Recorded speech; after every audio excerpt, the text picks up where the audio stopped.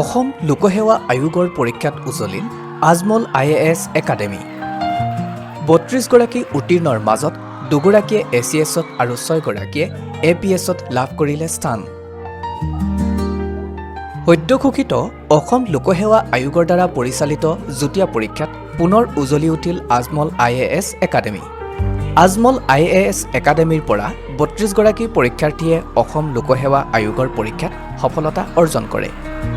APSCত স্থান লাভ কৰা কৃতিমানসকল ক্ৰমে বিশাল দাস, সৃষ্টি চলিহা, নিশান্ত দাস, অনুভৱ গগৈ, গুণিন পেগু, বিশাল দাস, অনুভৱ থাউচেন, ৰোহিত মৰাণ, অভয় শৰ্মা, অন্তৰিকা শৰ্মা, ঋতুৰাজ হাজৰিকা, অনামিকা গোস্বামী, হিফজুৰ ৰহমান, কংগানা দত্ত, সপ্তাদীপ বৰুৱা, ভাস্কৰজ্যোতি বৰুৱা, উপচানা বৰুৱা, কিন্নাৰী ডেকা, গৌতম শইকীয়া, আংশুৰাজ দাস, ভিক্টৰ তালুকদাৰ, ৰাহুল সিদ্দিকী, জিতাশ্ব দাস, ভাৰত সোণোৱাল, নিটিংগা বুঢ়াগোহাঁই, অভিজ্ঞান গগৈ, কৌশিক মাধৱ দাস, দুৰজ্যোতি বৰ্মন, নয়নজ্যোতি থাউচেন, আম্বাৰীশ সেন, নিতুমণি নাথ আৰু গুডেন সিং। ইয়াৰে ২গৰাকীয়ে ACS, ৬গৰাকীয়ে APS, ৩গৰাকীয়ে শিল্প অধীক্ষক, ৮গৰাকীয়ে বিত্তীয় সেৱাত, ৩গৰাকী কৰ পৰিদৰ্শক, শ্ৰম পৰিদৰ্শকত ২গৰাকী, সহকাৰী নিয়োগ পৰিদৰ্শক এজন, আবকাৰী পৰিদৰ্শক ৩গৰাকী, আছাম অডিট ছাৰ্ভিচত ৪গৰাকীয়ে সফলতা লাভ কৰাত উৎফুল্লিত হৈ পৰিছে আজমল পৰিয়াল। সফলতা অৰ্জন কৰা প্ৰতিগৰাকী শিক্ষাৰ্থীলৈ অভিনন্দন জ্ঞাপন কৰে আজমল ফাউণ্ডেশ্যনৰ ন্যাসৰক্ষীদ্বয় ক্ৰমে মৌলানা বদৰুদ্দিন আজমল, চিৰাজউদ্দিন আজমলৰ উপৰিও আজমল পৰিয়ালৰ সমূহ সদস্যই। আজমল IAS একাডেমীৰ এই সফলতাত আজি বৃহৎ কেক কাটি বিজয় উৎসৱ পালন কৰে আজমল IAS পৰিয়ালৰ লগতে শিক্ষক তথা শিক্ষাৰ্থীয়ে। মৌলানা বদৰুদ্দিন আজমলে সফলতা লাভ কৰা শিক্ষাৰ্থীসকলৰ উত্তৰোত্তৰ কামনা কৰি সকলোকে মানৱ সেৱাৰ বাবে কৰ্ম কৰি যাবলৈ আশীৰ্বাদ দিয়ে।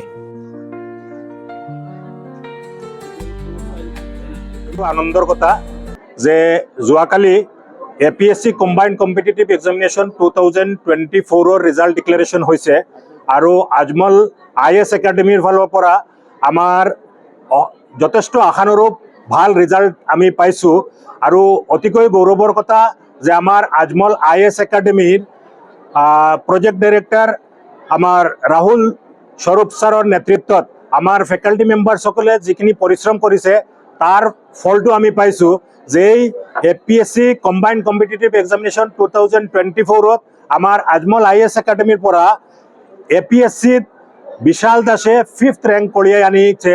অতি গৌৰৱৰ আৰু আমাৰ আনন্দৰ কথা। লগতে আৰু কেইজনমান কেণ্ডিডেট আৰু এজন বিশাল দাস তেখেতে আছাম পুলিচ ছাৰ্ভিচত 16 পজিশ্যন পাইছে। লগতে অনুভৱ থাউচেন তেখেতেও আছাম পুলিচ ছাৰ্ভিচত 18th ৰেংক পাইছে। আৰু আমাৰ Mariam Ajmal women college of science and টেকনলজিৰ প্ৰাক্তন ছোৱালী আমাৰ হোজাইৰ অনামিকা গোস্বামী তাই আছাম ফাইনেন্স ছাৰ্ভিচত 5th ৰেংক পাইছে। লগতে হাফিজুৰ ৰহমান আছাম ফাইনেন্সিয়েল ছাৰ্ভিচত তেখেতে 18th ৰেংক পাইছে। ইয়াৰ লগত উপাসনা বৰা আছাম ফাইনেন্স ছাৰ্ভিচত 36th ৰেংক পাইছে। আৰু আমাৰ আৰু এজন ষ্টুডেণ্ট ৰাহুল সিদ্দিকী তেখেতে ইন্সপেক্টৰ অফ টেক্সেছত 38th ৰেংক পাইছে। টোটেল আমাৰ ডাইৰেক্ট ষ্টুডেণ্ট হৈছে 7জন যিসকলে আমাৰ ইয়াতে 2 বছৰ 3 বছৰৰ পৰা মানে পঢ়া শুনা কৰি আছিলে আৰু তেওঁলোকে বহুতৰে ফাৰ্ষ্ট এটেম্পটতেই তেওঁলোকে এই ছাৰ্ভিচ ক্লিয়াৰ কৰিব পাৰিছে। আৰু আমাৰ ইণ্টাৰভিউ গাইডেন্স প্ৰগ্ৰাম মিলাই পেলাই টোটেল 32 ষ্টুডেণ্টে আমাৰ আজমল IAS একাডেমীৰ পৰা এই বছৰৰ APSC কম্বাইন্ড ছাৰ্ভিচ এক্সামিনেশ্যনত তেওঁলোকে সফলতা লাভ কৰিছে। আৰু ইয়াৰ কাৰণে আমাৰ গোটেই কৃতিত্বটো আমাৰ ৰাহুল স্বৰূপ ছাৰ আৰু টীমৰ লগত আৰু ইয়াতে আমাক সকলো ধৰণৰ সহায় সহযোগিতা আমাক উৎসাহ যোগোৱা সকলো ক্ষেত্ৰতে বদৰুদ্দিন আজমল ছাৰ, চিৰাজউদ্দিন আজমল ছাৰ, আজমল পৰিয়ালৰ সকলোৰে এটা সপোনৰ এই অনুষ্ঠানত তেওঁলোকে সকলো ধৰণৰ সহায় সহযোগিতা কৰাৰ কাৰণে আজি এনেকুৱা এটা ঐতিহাসিক ৰিজাল্ট আমাৰ আজমল IAS একাডেমীয়ে কঢ়িয়াই আনিব পাৰিছে। আমি আমাৰ সকলো উত্তীৰ্ণ ছাত্ৰ ছাত্ৰীসকলক তেওঁলোকক ধন্যবাদ কৃতজ্ঞতা যাচিছোঁ। আৰু লগতে আমাৰ মৌলানা বদৰুদ্দিন আজমল চাহাবে আজি এই এটা ঐতিহাসিক এটা মানে বিশেষ ৰিজাল্টৰ কাৰণে যিটো এক্সেলেণ্ট ৰিজাল্ট কঢ়িয়াই আনিব পাৰিছে তাৰ কাৰণে আমাৰ আজমল IAS একাডেমীৰ একাডেমিক ডিৰেক্টৰ ৰাহুল স্বৰূপ ছাৰক 5 লাখ কেশ এৱাৰ্ড তেখেতে ঘোষণা কৰিছে। লগতে আমাৰ যিসকল ছিনিয়ৰ ফেকাল্টি আছে তেওঁলোকৰ প্ৰত্যেককে 2 লাখ টকাৰ কেশ এৱাৰ্ড, জুনিয়ৰ ফেকাল্টিক প্ৰত্যেককে 1.5 লাখ টকাৰ কেশ এৱাৰ্ড, আৰু লগতে আমাৰ যিসকল সফল মানে এই ছাত্ৰ ছাত্ৰীসকল আছে তেওঁলোকক প্ৰত্যেককে 1 লাখ টকাৰ কেশ এৱাৰ্ড আমাৰ মৌলানা বদৰুদ্দিন আজমল চাহাবে আজমল পৰিয়াল আজমল ফাউণ্ডেশ্যনৰ পৰা ঘোষণা কৰিছে। তেখেতক আমি ধন্যবাদ আৰু কৃতজ্ঞতা যাচিছোঁ। আৰু ছাৰে এই ৰিজাল্টটো বহুত দিনৰ পৰা এক্সপেক্ট কৰি আছিলে। যোৱা 2টা বছৰো আমি যথেষ্ট এনকাৰেজিং ৰিজাল্ট পাইছোঁ আৰু এইবাৰো ৰিজাল্টটো অতিকৈ দৰ্শনীয় আমাৰ কাৰণে, আৰু এই লৈ পেলাই তেখেতে তেখেতৰ অনুভৱখিনি প্ৰকাশ কৰিব। মই প্ৰথমে আপোনালোকক ৱেলকাম জনাইছোঁ। আপোনালোকে ইয়াত কষ্ট কৰিছে আহি, আৰু সদায় আপোনালোকে আজমল ফাউণ্ডেশ্যনৰ যিকোনো প্ৰগ্ৰাম হয় আপোনালোকে অসমতে নহয় বাহিৰত আৰু এতিয়াতো ইণ্টাৰনেশ্যনেললৈকে গৈ আছে। সেইটো কাৰণে মই স্পেচিয়েলি আপোনালোকৰ থেংকফুল টু ইউ। আজি আমাৰ IAS একাডেমীৰ যে ৰিজাল্টটো যিটো ওলাইছে 32-33 জন ল'ৰা ছোৱালীয়ে APSCৰ কম্বাইণ্ড কম্পিটিটিভ এক্সামিনেশ্যনৰ এইটো আজি নম্বৰ পাইছে। 32ৰ ওপৰত ল'ৰা ছোৱালী পাইছে।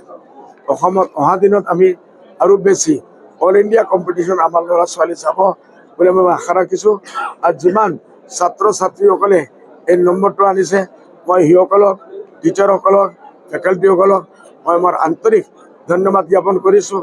राहुल सर इंचार्ज हमारे डिपार्टमेंट और तेखतक स्पेशली मैं आपका शुक्रिया अदा करता हूँ। बहुत बहुत मुबारक हो।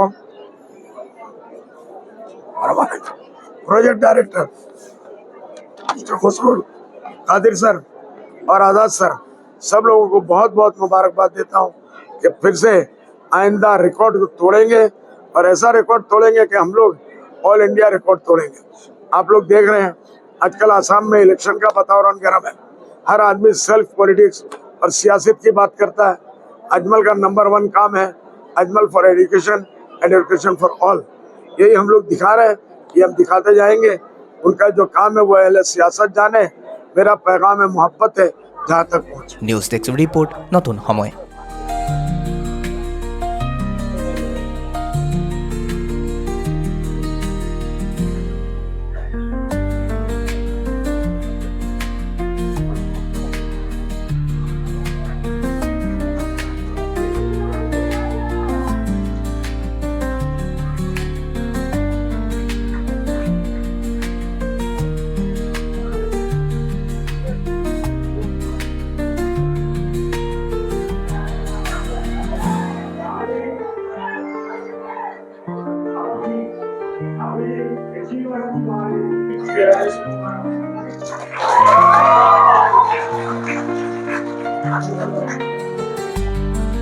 मेरे लिए दस्तियों की तरफ से सबकी तरफ से इतना खुशियाँ हो क्या